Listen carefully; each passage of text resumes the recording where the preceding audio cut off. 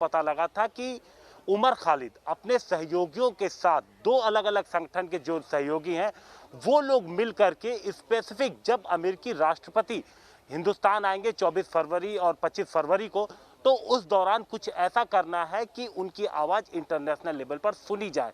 और जो उसके बाद जो पुलिस ने उसमें आगे इन्वेस्टिगेट किया है कि 17 फरवरी को एक स्पीच थी जो अमरावती में थी, जहां पर यह कहा गया था कि बच्चे महिलाएं आए, सड़क पे रास्ता रोके। और उसके बाद जब जो कुछ जाफराबाद में हुआ, जहां से इस नॉर्थ ईस्ट दंगों की शुरुआत हुई, तो पुलिस ने इस पूरी चीज़ों को, सर्कमस्टेंशियल एविडेंसेस को जोड़ा है। उसके बाद जो तमाम अब तक गिरफ्तारी हुई है, इस पूरे जो 751 एफआईआर अभी तक दिल्ली दंगों से जुड़ी हो चुकी है, 250 चार्जशीट दाखिल दिल्ली पुलिस कर चुकी है। तो इस पूरे मामले में जो आरोपी गिरफ्तार किए गए हैं उनके जो अलग अलग बयान हुए हैं, उसमें 3 अलग अलग चार्जशीट में उमर खालिद का नाम आया था। मेन साजिशकर्ता के तौर पर पुलिस ने बार बार उसका नाम लिया है। कहा है कि जो साजिश रची गई थी, जो टाइमिंग फिक्स की गई थी और जो मीटिंग्स हो रही थी, जिनमें खालिद सैफी, जो आम आदमी पार्टी के निलंबित पार्षद जो ताहिर हुसैन, इन सब की जो मीटिंग हुई थी, तो उसमें उमर खालिद हर जगह मौजूद रहता था। इसके लिए मोबाइल फोन सीज किया गया था, क्योंकि दूसरी बार जब पूछताछ हुई थी उमर खालिद की 31 जुलाई को, तो उस दौरान इसका मोबाइल फोन सीज कर लिया गया था।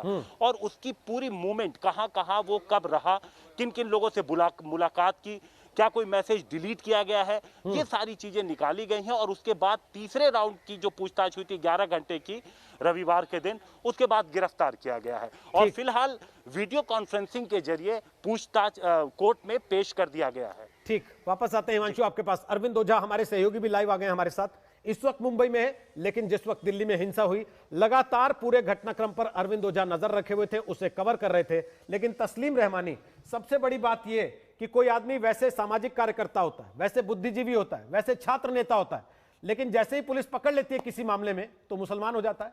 ऐसा क्यों करते हैं? नहीं, ऐसा किए जाने की कोई जरूरत तो होनी नहीं चाहिए कि कोई हिंदू हो या मुसलमान हो, ऐसा कहा जा रहा है, होना नहीं चाहिए। सुबह से यही कह रहे हैं बचाव में सब लोग कि मुसलमान है इसलिए ऐसा कर दिया गया। नहीं, मैं ऐसा नहीं कह रहा। मैं ये कहना चाहता हूं कि जो एंटी सीए मूवमेंट इस मुल्क में चला, एक्चुअली ये दिल्ली दंगे का मामला है ही नहीं। इसको एंटी सीए मूवमेंट के खिलाफ जो गवर्नमेंट की अपनी एक थ्योरी है, एक पॉलिसी है, उसके तहत दिल्ली दंगे को डील करने की कोशिश सरकार और सरकार की पुलिस कर रही है। एक्चुअली जो एंटी सीए मूवमेंट है उसने सरकार को परेशान किया कि पूरे मुल्क में सीए के खिलाफ लोग खड़े हुए, बगैर किसी धर्म की परवाह किए हुए बहुत बड़ी तादाद में लोग 2500 जगहों पे इकट्ठे हुए, जिसके वजह से सरकार को बैकफुट पे आना पड़ा। रहमानी साहब, 60 दिन तक आप दिल्ली में सड़क कब्जा के बैठे रहे, तो अगर सरकार को कार्रवाई करनी रहती एंटी सीए प्रोटेस्ट पर, तो फिर वहीं डंडा चल जाता। देखिए, अभी किसान आ रहे हैं, आप दंगे को एंटी सीए प्रोटेस्ट के साथ जोड़ रहे हैं और खुद ही जोड़ रहे हैं। पार्लियामेंट का मार्च करने के लिए किसान आ रहे हैं पूरे मुल्क से, वो रोड घेरते हुए आएंगे ना। यहाँ पर करोड़ों लोग जो हैं वो मूव कर रहे थे, रोड घेरते हुए। आपने खुद इस बात को स्वीकार कर लिया कि एंटी सीए प्रोटेस्ट का हिस्सा ही था दिल्ली दंगा। आपने खुद ही कह दी बात। नहीं था, मैं ये कह रहा हूं कि सरकार उसको बनाने की कोशिश कर रही है। सरकार पहले दिन से एंटी सीए के मूवमेंट को डिमोरलाइज करने के लिए और डिफेम करने के लिए दिल्ली दंगे को बीजेपी के लोगों ने मास्टरमाइंड किया। अगर वही लोग जामिया कोऑर्डिनेशन कमेटी के साथ भी दिखेंगे, वही लोग पिंजरा तोड़ वालों के साथ भी दिखेंगे, वही लोग सैफी के साथ भी दिखेंगे, ताहिर हुसैन के साथ भी दिखेंगे, तो फिर सवाल तो उठेगा ना कि क्या ये पूरा नेक्सस एक ही था? मैं ये कह रहा हूं कि ये नेक्सस नहीं है, ये ग्रुप है, ये डेमोक्रेटिक ग्रुप्स हैं जो सीए के खिलाफ प्रोटेस्ट कर रहे थे और सीए के खिलाफ आज भी है सबके सब लोग। लेकिन सरकार को ये पसंद नहीं है, इसलिए दंगे का नाम लेके उसको बदनाम कर रही है। रहमानी साहब, आपको थोड़ा सा पीछे ले जाता हूं। जेएनयू में पाकिस्तान के नारे लगते हैं तो उमर खालिद का नाम आ जाता है, कहीं भीमा कोरेगांव में हिंसा होती है तो उमर खालिद का नाम आ जाता है, दिल्ली में दंगा होता है तो उमर खालिद का नाम आ जाता है। सर, अगर एक ही आदमी का नाम बार बार आता है, हर दंगे में आता है, हर जगह जहां जहां कुछ ना कुछ उल्टा सीधा हो रहा है वहां आता है, तो आप हर बार बचाने के लिए खड़े होंगे या बोलेंगे कि इसकी जांच होने दीजिए, एक बार सामने आने दीजिए सच में? खाली उमर खालिद तो तनहा नहीं है ना इस मामले में। अभी तो सीताराम येचुरी भी हैं, योगेंद्र यादव भी हैं। सीताराम येचुरी और योगेंर यादव आरोपी नहीं बनाए गए, आप बना रहे हैं उनको आरोपी। आप देखिए एफआईआर में किस तरीके से जो एक सर चार्जशीट में जिक्र आया, आपको बैठ के परसों क्लियर भी किया हमने, यही चैनल पर बहस हुई जब। पुलिस को आजादी है कभी भी उनको आरोपी बनाने की, नाम तो डाल ही दिया है। ये तो बहुत ही एक सेट प्रिंसिपल है उसूल के पहले नाम डालिए उसके बाद आरोपी बनाइए।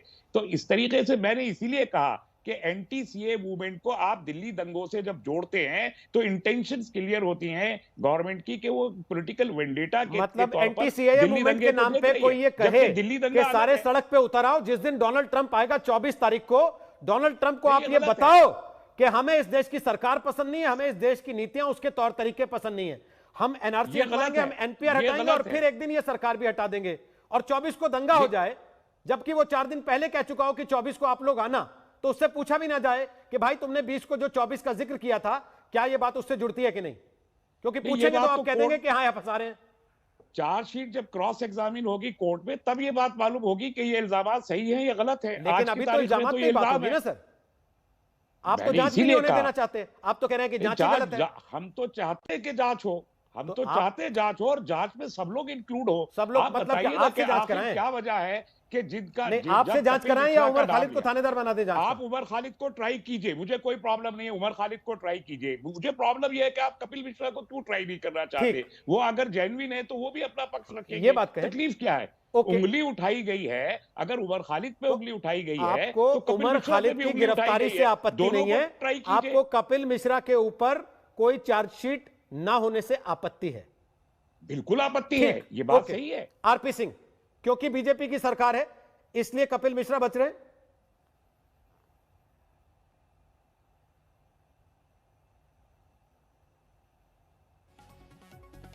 मेरी आवाज आ रही है आरपी सिंह आपको? शायद आरपी सिंह तक हमारी आवाज नहीं पहुंच रही है। अरविंद ओझा हमारे सहयोगी हमारे साथ हैं, आरपी सिंह कनेक्ट हो तब तक। अरविंद, मेरी आवाज अगर आप तक आ रही है, आप लगातार इस पूरे मामले को कवर कर रहे थे अरविंद ओझा उस वक्त। तस्लीम रहमानी का कहना है कि उमर खालिद पे कार्रवाई हो, ठीक है, लेकिन कपिल मिश्रा पर कार्रवाई क्यों नहीं हो रही? तो दिल्ली पुलिस ने जब केस बिल्ड किया है उसमें कपिल मिश्रा कैसे बचते हैं? जी देखिए, मैं आपको बताऊं कि दरअसल इसको लेकर कपिल मिश्रा पर जब सवाल उठ रहे थे तो उसके बाद हाई कोर्ट में भी कुछ पीआईएल दाखिल हुई थी और कुछ सुप्रीम कोर्ट में भी दाखिल हुई। उसके बाद दिल्ली पुलिस ने बकायदा एफिडेविट दाखिल करके ये जवाब दिया कि कपिल मिश्रा का तमाम जो वीडियो फुटेज है वो देखा गया और सीआरपीसी के अंतर्गत ऐसा कोई एविडेंस नहीं मिलता है कि उनके खिलाफ एफआईआर दर्ज की जाए। तो बकायदा इसको लेकर अदालत में एफिडेविट दाखिल की गई और अदालत ने कई बार जो पीआईएल दाखिल किया गया था उसको खारिज भी किया था। नंबर 1, अब मैं आपको रोहित बताता हूं कि दरअसल उमर खालिद की मुश्किलें इस मामले में बढ़ेंगी कैसे। देखिए, स्पेशल सेल और दिल्ली पुलिस के पास ताहिर हुसैन की गवाही है, उसके अलावा खालिद सफी की गवाही है। दिल्ली दंगों के ठीक पहले जनवरी के महीने में शाहीन बाग में एक मीटिंग हुई जिसमें उमर खालिद, ताहिर हुसैन और खालिद सैफी ये 3 लोग मौजूद थे। बकायदा कॉल डिटेल भी स्टैब्लिश की गई है क्राइम ब्रांच की तरफ से कि ये तीनों की लोकेशन एक जगह थी। उसमें उमर खालिद बकायदा मीटिंग में कहते हैं कि हमें डोनाल्ड ट्रंप के दौरे से पहले कुछ करना है। उसमें अयोध्या का जिक्र भी होता है, उसमें जम्मू कश्मीर का भी जिक्र होता है, यहाँ तक कि उस मीटिंग में यह भी कहा जाता है कि आपको पॉपुलर फ्रंट ऑफ इंडिया की तरफ से धन मुहैया कराया जाएगा। ठीक है। तो इसको लेकर ये जो बयान है, बाकी पिंजरा तोड़ के जो तमाम सदस्य पकड़े गए उनके बयान है, इस वजह से उमर खालिद पर शिकंजा कसा गया। और साथ ही साथ आपने जिस वीडियो का जिक्र तो किया, कपिल मिश्रा को क्लीन चिट और उमर खालिद के लिए 10 दिन की कस्टडी दिल्ली पुलिस ने मांगी है स्पेशल सेल ने, क्योंकि वीडियो कॉन्फ्रेंसिंग के जरिए सुनवाई चल रही है। आरपी सिंह, तस्लीम रहमानी कह रहे हैं उमर खालिद पे कार्रवाई कीजिए, लेकिन कपिल मिश्रा को क्लीन चिट क्यों? इसलिए वो कह रहे हैं राजनीतिक जांच लगती है। जी धन्यवाद रोहित। तस्लीम साहब, रानी साहब, ये बता दीजिए आप एसडीपीआई का हिस्सा है या नहीं है? अभी इतना बता दीजिए पहले। है, यकीनन है ना? अब सुनिए सर, बिल्कुल, बहुत धन्यवाद आपका। अब SDPI is the front organisation of PFI, जिसके सदस्य हैं खालिद साहब, जो कि 1 करोड़ 10 लाख रुपए दिया इस दंगे के अंदर गतिविधि करने के लिए। अब आप तो उनके, अरे सुन लीजिए, आपने बोला, मैंने बोला, अब आपसे सिर्फ एक प्रश्न पूछा था, आप पूरी बात का जवाब दीजिएगा। अब सुन लीजिए, जिस संगठन को ये कहने में यकीनन हूं और मैं प्राउडली हूं, उस संगठन का जो मदर ऑर्गेनाइजेशन है उसने दंगा कराने के लिए 1 करोड़ 10 लाख रुपए दिया खालिद साहब के थ्रू, और जिसमें उमर खालिद और ताहिर हुसैन अग्रवाल थे। तो ये तो उसको डिफेंड करेंगे, ये क्यों डिफेंड करेंगे? ये तो दूसरा, ये अपनी बात नहीं बता रहे कि इनकी मदर ऑर्गेनाइजेशन ने क्यों पैसे दिए दंगा कराने के लिए। इनके जिसका ये पॉलिटिकल विंग है उन्होंने लेकिन क्यों पैसे मसला दिए क्या है दंगा कि कराने ये के लिए? सारे आरोप अभी राजनीतिक गलियारों में है, टीवी की बहस में है। अदालत में जब ये चीजें सामने आएंगी तो सबूतों की बिना पर, सबूतों के आधार पर इनको साबित करना होगा। क्या जांच एजेंसी साबित कर पाएगी? फिलहाल 10 दिन की कस्टडी उमर खालिद के लिए दिल्ली की पुलिस ने मांगी है। देखने की बात होगी अदालत क्या कहती है, इस पर लगातार नजर रहेगी। बहुत बहुत शुक्रिया आप दोनों का। एक छोटा सा ब्रेक ले रहे हैं, लगातार खबरों का सिलसिला आज तक पर जारी है, आप बने रहिए हमारे साथ।